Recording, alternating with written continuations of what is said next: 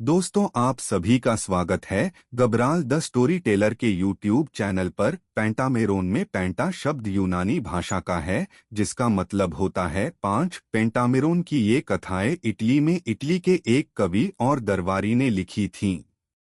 ये लोक कथाएं अरेबियन नाइट्स की कहानियों की शैली पर आधारित है। इसके लेखक हैं जिवाम्बतिस्ता वासिले, और इन्होंने इसको नेपल्स में नेपोलिटन भाषा में 17वीं सदी में यानी 1634 से 1636 में लिखा था। ये एक दरबारी और कवि थे।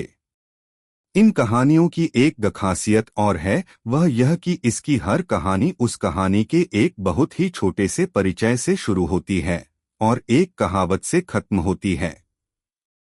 ये कहानियों कैसे कही गईं? इस संग्रह में 10 कहानियां कहने वालियों ने 5 दिनों में 50 कहानियों सुनाई हैं, यानी 10 कहानियों रोज।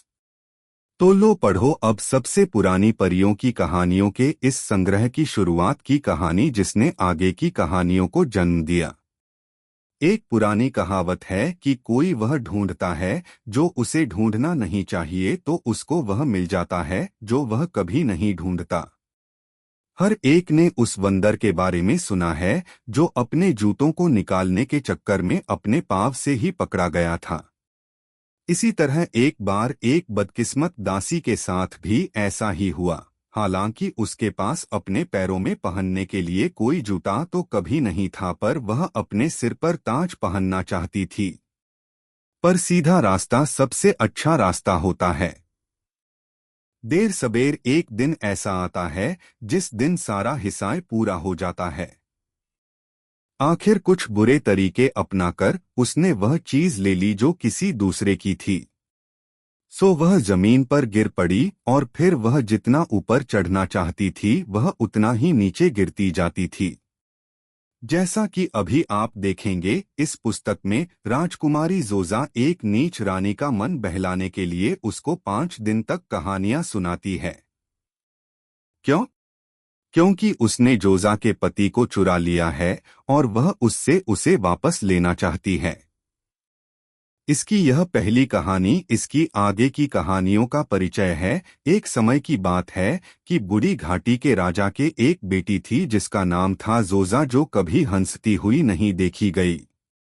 उसके दुखी पिता ने, जिसकी जिंदगी की खुशी केवल उसकी बेटी थी, कोई उपाय ऐसा नहीं छोड़ा जिससे उसका दुख दूर हो सके।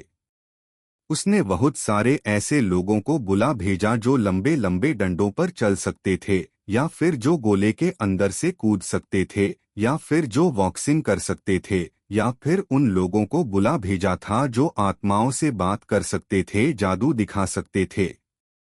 उसने ऐसे गेंद उछाल कर करतब दिखाने वालों को भी बुला रखा था जो कई तरह से अपने हाथों को नचा सकते थे।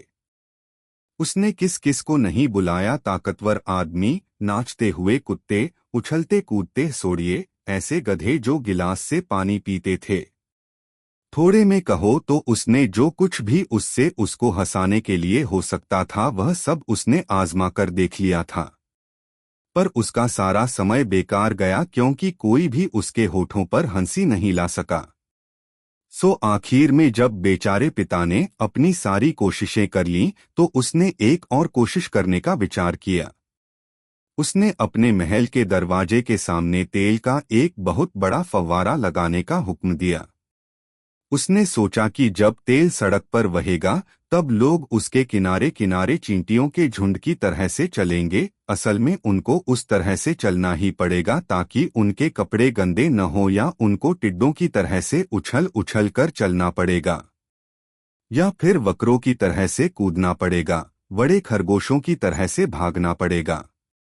कुछ लोगों को संभाल संभाल कर कदम रखने होंगे, जबकि दूसरे लोग दीवार के सहारे सहारे वच वच कर चलेंगे। इस तरह से कुछ ऐसा भी हो सकता है कि मेरी बेटी हंस जाए। सो इस प्लान के अनुसार तेल का एक बहुत बड़ा फव्वारा बनवाया गया। एक दिन जोजा अपनी खिड़की के सहारे खड़ी थी, गंभीर, दुखी, सिरके जैसी खट्टी की इत्तेफाक से वहां एक बुढ़िया आई। उसने एक स्पंज का टुकड़ा तेल में डुबोया और उसको एक छोटे से घड़े में निचोड़कर अपना लोटा भरने लगी जो वह अपने साथ लाई थी। उसको तेल से इस तरह से अपना घड़ा भरने में बहुत मेहनत करनी पड़ रही थी। दरबार का एक नौकर उसको देख रहा था कि उसने उसकी तरफ एक पत्थर इतना निशाना लगाकर फेंका कि उसका वह छोटा सा घड़ा टूट गया। इस पर वह बुढ़िया जिसकी जवान पर वाल नहीं थे, उस नौकर की तरफ घूमी और गुस्से में भरकर बहुत जोर से बोली, ओ नीच छोटे कुत्ते, खच्चर, फौसी की रस्सी, तकली जैसी टॉग वाले, तेरी किस्मत खराब हो। भगवान करे तुझे भाला छेद जाए। तेरे ऊपर हजारों मुसीबतें आ पड़े। और भी जो कुछ तेरे लिए बुरा होना है वह तेरे साथ हो। ओ चोर, इस लड़के ने जिसके अभी न तो कोई दाढ़ी थी और न कुछ सोचने की अक्ल थी क्योंकि वह तो अभी बच्चा ही था, ऐसी गालियों की यह बौछार सुनकर उसने उसको भी उसी तरह की गालियां दी। ओ जादूगरनियों की नानी, ओ बुढ़िया, ओ बच्चों को खाने वाली, तुझे जो कुछ कहना था कह चुकी। बुढ़िया ने जब अपनी इतनी सारी बड़ाई सुनी तो वह तो फिर से गुस्से में भर गई। उसके हाथों से धीरज की लगाम छूट गई। वह तो पागलों जैसी दिखाई देने लगी और बंदर की तरह से दांत दिखाने लगी। यह दृश्य देखकर तो जोजा की हंसी छूट पड़ी कि वह तो खुद ही हंसते हंसते बेहोश सी होने लगी। पर जब बुढ़िया ने देखा कि उसकी चाल तो काम कर गई तो वह और उत्साह में भर गई। उसने जोजा की तरफ एक डरावनी नजर से देखा और बोली, तुम्हें कभी पति न मिले जब तक तुम गोल मैदान वाले राजकुमार को न पालो। यह सुनकर जोजा ने उस बुढ़िया को अपने पास बुलाया और उससे यह पूछा कि ये शब्द कहकर उसको उसने शाप दिया है या बेइज्जती की है। बुढ़िया बोली, तुम्हें पता होना चाहिए कि यह राजकुमार दुनिया का सबसे सुंदर राजकुमार है और इसका नाम टैडियो है। इसको एक परी के शाप ने आखिरी बार छूकर एक शहर की दीवार के बाहर एक कब्र में रख दिया है। उसकी कब्र के पत्थर पर लिखा है कि जो कोई भी स्त्री 3 दिन के अंदर उसके ऊपर के हुक पर टेंगे हुए घड़े को अपने आंसुओं से भर देगी वही उसको जिंदा कर सकेगी और वही उससे शादी करेगी। लेकिन किसी भी आदमी की 2 आंखों में इतनी ताकत नहीं है कि वे 3 दिन रोकर उस घड़े को अपने आंसुओं से भर सकें। उस घड़े में आधा बैरल पानी आता है।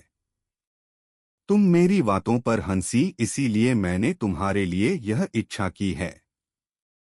मैं भगवान से प्रार्थना करूंगी कि तुम इस काम को कर सको। यह मैंने तुमसे उसका बदला लेने के लिए कहा है जो तुमने मेरे साथ गलत किया है। ऐसा कहकर वह सीढ़ियों से तुरंत ही नीचे चली गई ताकि कहीं कोई उसकी पिटाई न करे।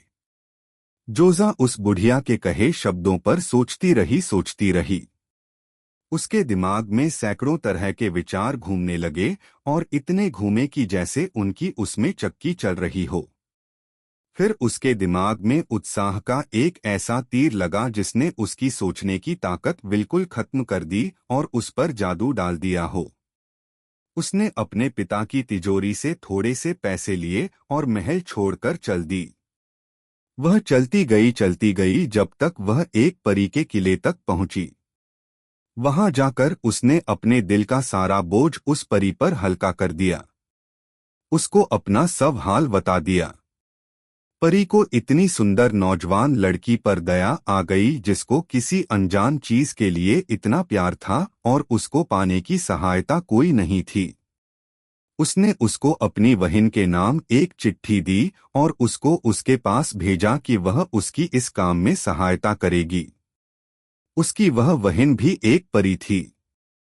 यह बहन भी बहुत ही दयालु थी और उसने भी इसका बहुत प्यार से स्वागत किया। अगली सुबह जब रात ने चिड़ियों को कहा, जिसने भी चिड़ियों के झुंड के काले साये को इधर उधर जाते देखा तो उसको इनाम दिया जाएगा। उस परी बहन ने उसको एक अखरोट दिया और कहा, यह ले मेरी बच्ची, तू यह अखरोट ले जा और देख, इसे संभाल कर रखना, कभी इसे तोड़ना नहीं जब तक कि तुझे इसकी बहुत जरूरत न पड़ जाए। उसके बाद उसने अपनी एक और बहन के नाम एक चिट्ठी दी कि वह उस चिट्ठी को ले जाकर उसकी दूसरी बहन को दे दे। उसने वह चिट्ठी उससे ली और आगे चल दी। काफी दूर चलने के बाद जोजा उन परियों की एक और बहन के पास आई तो उसने भी उसका बड़े प्यार से स्वागत किया। अगले दिन उसने भी अपने एक और बहन के पास भेजा। चलते समय उसने उसको एक चेस्टनट दिया और उससे कहा कि वह उसको तब तक न तोड़े जब तक कि उसको बहुत जरूरत न हो।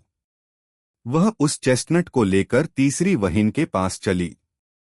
वहां भी उस परी की तीसरी बहन ने जोजा का बहुत प्यार से स्वागत किया। अगली सुबह उसने उसको एक हेजलनट 18 दिया और कहा कि वह उसको तभी तोड़े जब वह बहुत ज्यादा मुसीबत में हो। सांप जोजा तीनों नट लेकर आगे रास्ते पर बढ़ी। उसने बहुत सारे जंगल और नदियों पार की। ठीक 7 साल बीत जाने के बाद जब सूरज मुर्गों के जगाने से जागा और अपने रास्ते पर चलने के लिए अपने घोड़े पर जीन कस रहा था तभी वह गिरती पड़ती गड़ाती सी गोल मैदान में पहुंची। वहां उसको शहर के बाहर एक फव्वारे के पास ही संगमरमर की एक कब्र दिखाई दी जो क्रिस्टल के आंसू रो रही थी। उसने उसके ऊपर लटका हुआ एक घड़ा उठाया और उसमें उसने रोना शुरू कर दिया। वह बिना सिर उठाए ही उसमें रोती रही रोती रही रोती रही। 2 दिन बाद उसने देखा कि वह घड़ा तो बस अब केवल 2 इंच ही खाली रह गया था। पर वह रोते रोते अब तक थक गई थी सो उसकी आंख लग गई और वह 1 घंटे तक सोती रही। इसी बीच एक दासी जिसकी टिड्डे जैसी टौगे थी वहां आई। उसको उस फव्वारे से पानी भरना था। वह उस फव्वारे का मतलब जानती थी क्योंकि उस फव्वारे के बारे में तो सभी जानते थे। जब उसने जोजा को वहां इतनी जोर जोर से रोते देखा कि उसकी आंखों से पानी की 2 धाराएं बहती देखीं तो वह उसको देखती रही और उस पर नजर रखती रही कि वह घड़ा पूरा न भर जाए ताकि वह उस लड़की को धोखा दे सके। सो अब जबकि जोजा सो रही थी तो उसने मौका पाकर उसके नीचे से घड़ा हटा लिया और उसके ऊपर अपनी आंखें रख दीं।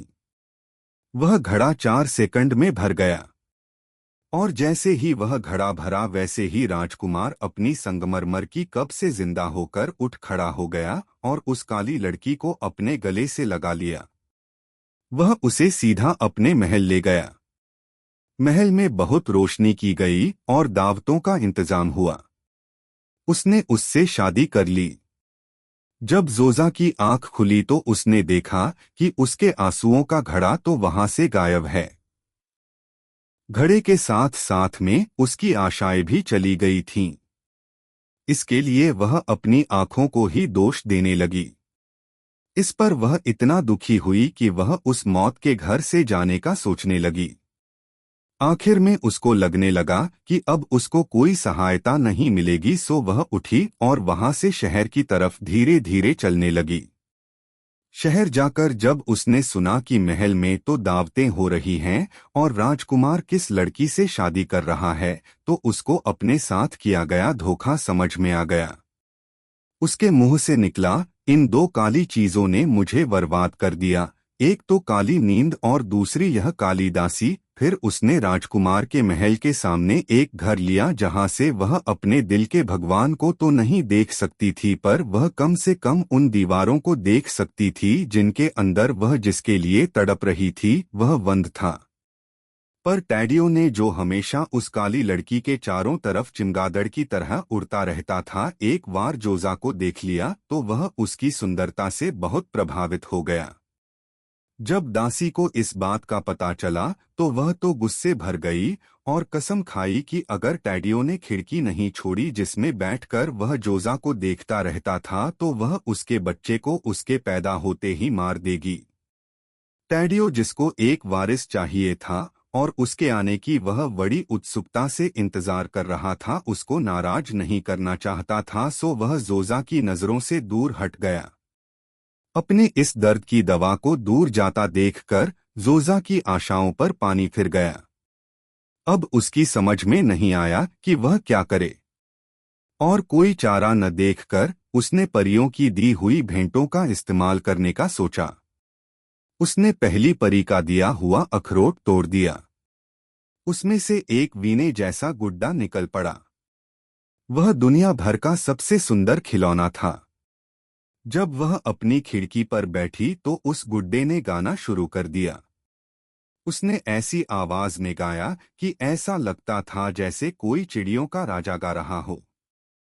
दासी ने जब यह देखा और सुना तो उसको इतना मोह लिया कि उसने टैडियो को बुलाया और उससे कहा, मुझे वह छोटा आदमी ला दो जो उधर सामने गा रहा है, नहीं तो मैं जैसे ही तुम्हारा बच्चा जन्मेगा उसे मार दूंगी। बेचारे राजकुमार को उसको कहाँ मानना पड़ा। उसने तुरंत ही जोजा से पूछवाया कि क्या वह अपना वह बौना उसको बेचेगी। जोजा ने कहा कि वह कोई सामान बेचने वाली नहीं थी, पर हो वह उसको उसे भेंट में दे सकती थी। टैडियो ने उसकी बात मान ली क्योंकि वह अपनी पत्नी को खुश रखना चाहता था। 4 दिन बाद जोजा ने चेस्टनट तोड़ दिया तो उसमें से एक बहुत सुंदर मुर्गी अपने 12 चूजों के साथ निकल पड़ी। सब सोने के बने थे। उसने उनको खिड़की पर रख दिया।